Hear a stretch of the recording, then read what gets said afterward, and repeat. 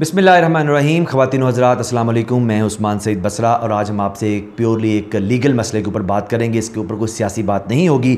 वो लीगल मसला ये है कि नैब की जो अदालत है, जो रेफरेंस सुन रही है नवाज शरीफ उनके ख़ानदान के और इसहाक डार के, उसका रवैया क्यों इस ख़ानदान की तरफ दोस्ताना और हमदर्दाना है। मैं आपके सामने अपनी एविडेंस रखूँगा, कानून से एविडेंस रखूंगा और आपके सामने साबित करूंगा कि जो कंडक्ट ऑफ दिस कोर्ट है ये बायस्ड है और फ्रेंडली है और किसी तरह से ये जैसे कोलैबोरेटिव इनका रवैया है इस खानदान की तरफ। तो शुरू करते हैं। जब नैब का रेफरेंस फाइल किया गया, जब नैब की अथॉरिटी ने रेफरेंस फाइल किया इसी कोर्ट ऑफ लॉ के अंदर, तो कानून ये कहता है कि जब रेफरेंस फाइल किया जाता है तो एक्यूज्ड को गिरफ्तार करना आईओस की यानी इन्वेस्टिगेशन ऑफिसर की जिम्मेदारी है under the section 24 of the NAB ordinance. इनके खिलाफ रेफरेंस फाइल हुआ, सुप्रीम कोर्ट के हुक्म पे हुआ। क्या नैब की अथॉरिटीज ने अंडर सेक्शन 24 इनको अरेस्ट किया, करने की कोशिश की, कोई चारागरी की? जवाब है नहीं। अब उसके बाद दूसरी बात यह है कि अगर एक एक्यूज्ड है, जैसे कि ये एक्यूज थे, और अगर वो नैब रेफरेंस में उसका नाम आ गया तो वो क्या करे? वो प्री अरेस्ट बेल लेता है, यानी जमानत का बलस गिरफ्तारी। मेरा सवाल ये है कि क्या नैब के रेफरेंस में नाम आने के बाद इन मुल्ज़मान में से किसी ने जमानत का बलस गिरफ्तारी करवाई? जवाब है नहीं करवाई। अब तीसरी बात इसके अंदर यह है, जो मेरा पॉइंट है, कि अगर वो जमानत करवानी पड़ जाए किसी को, मुल्ज़िम को, जो कि वो हमेशा करवाते हैं, तो उसके लिए फोरम कौन सा है? उसके लिए अप्रोप्रिएट फोरम है हाई कोर्ट्स ऑफ पाकिस्तान और सुप्रीम कोर्ट। क्या इन मुल्ज़मान में से कोई हाई कोर्ट या सुप्रीम कोर्ट गया? जवाब है नहीं गया। वजह उसकी यह है कि जब नैब के रेफरेंस फाइल हो गए, सेक्शन 25 एक्टिव ही नहीं हुआ और मुल्ज़मान को पकड़ने की कोशिश ही नहीं की गई, तो वो बेल के लेने के लिए क्यों जाते? किसी नैब रेफरेंस में जो मुल्ज़मान एक्यूज है उनके साथ ये रवैया इख्तियार नहीं किया जाता। अब इसके अंदर एक चौथा पॉइंट ये है कि जो बेल है, ये कोर्ट जो है नैब कोर्ट, क्या अपने पास फाइल किए गए रेफरेंस के अंदर नामजद मुल्ज़मान की ये नैब कोर्ट इत्साब अदालत जमानत ले सकती है? जवाब है नहीं ले सकती।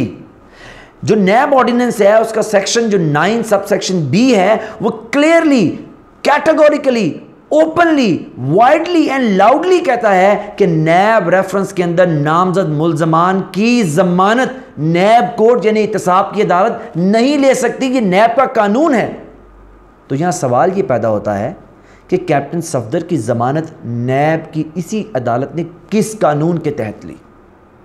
ये सबसे बड़ा सवाल है अब तक का कि ये कोर्ट जो है ये इनका ट्रायल कम और इनसे इंटरेक्शन ज्यादा कर रही है। अब इसके आगे की एक बात यह है कि कैप्टन सफदर को अरेस्ट करके नैब कोर्ट में पेश किया जाता है और उसकी जमानत यानी कि उसकी जो शोरटी बॉन्ड है, जिसको हम मचलके कहते हैं, वो ये अदालत ले लेती है। अब मचलके लेने का कानून जो है वो सीआरपीसी के सेक्शन 90 में वेल डिफाइन है। किसी ऐसे शख्स की जो जेरे हिरासत है, किसी भी कानून नाफज करने वाले इदारे की जेरे हिरासत है या किसी और इदारे की जेरे हिरासत है, का शोरटी बॉन्ड, गिरफ्तार करके पेश किए गए शख्स का शोरटी बॉन्ड यानी मचलके अदालतें नहीं ले सकती। उसकी ले सकती हैं जिसकी जमानत हो गई हो या वो कम से कम गिरफ्तार ना हुआ हो।